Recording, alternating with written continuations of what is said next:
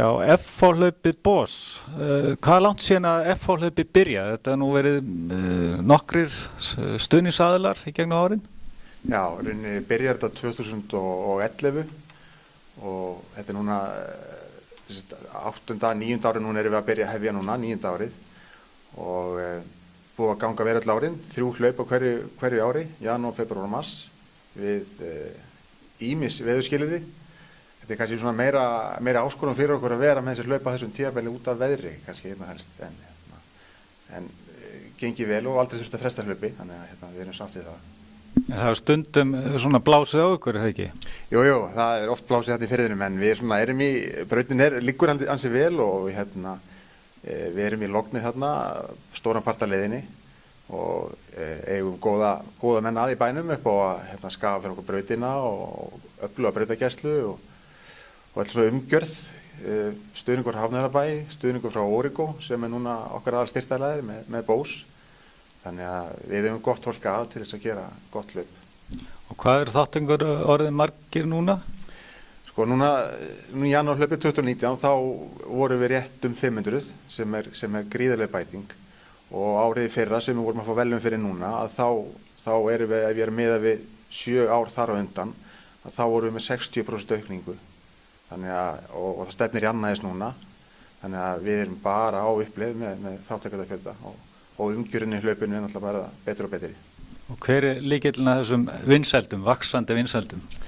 Það er umgjörðin, vanda til verks, gera hlutina vel, við erum að bjóða upp á frábæra braut, við erum með brautagæslu, við erum með hlaupa héra, við erum með kílómetrakeilur á leiðinni, við erum með flott verðlaun, við erum með frítt í sund, við erum með flott aðstöðu í Strandgötu. Þannig við erum með það, ég get lengi talið, þrjóttan alltaf góða styrktaraðila sem er Origo, þannig að þetta, þegar þetta allt kemur saman, þá erum við með góð útkomu og fyrir það erum við að fá verðlaun.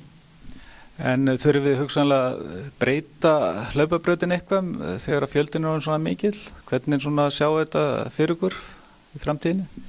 Sko, já, eftir núna janúarhlaupið, það sem var rauninni algjör sprenging, að þá höfum við þurft að endurskoða brautina og það liggur fyrir að við munum þurfa að breyta henni lítið en þannig að hún henti betur fyrir hlaupara. Það hefur verið þannig að hlaupara hefur verið að mætast hjá okkur á brautinni og við ætlum reyna að koma í veg fyrir það sem mestu leyti, þannig að það er í bígerð, já. En annað svona, nú talað dálítið veitingar og svona, hvernig er staðan á ykkur þar?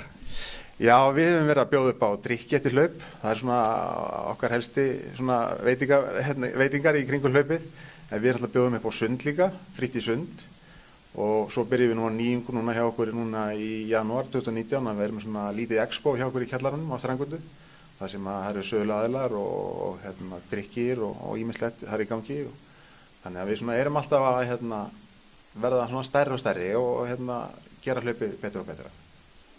Hvaðan kemur þessi aukning? Er hlaupurum almennt að fjölga eða þið bara að kynna ykkur smá saman víðar? Sko, þetta er alltaf margir þættir sem koma saman. Það tekur alltaf fyrir svona hlaup, tekur ákveðin tíma að vinna sér sess í hlaupasamfélaginu. Og núna búin að vera í 9 ár þá erum við orðin þekkt þannig, en það sem alltaf hjálpar okkur klárlega núna, það er innspýting frá okkar styrktaraðila sem að kemur inn í þetta með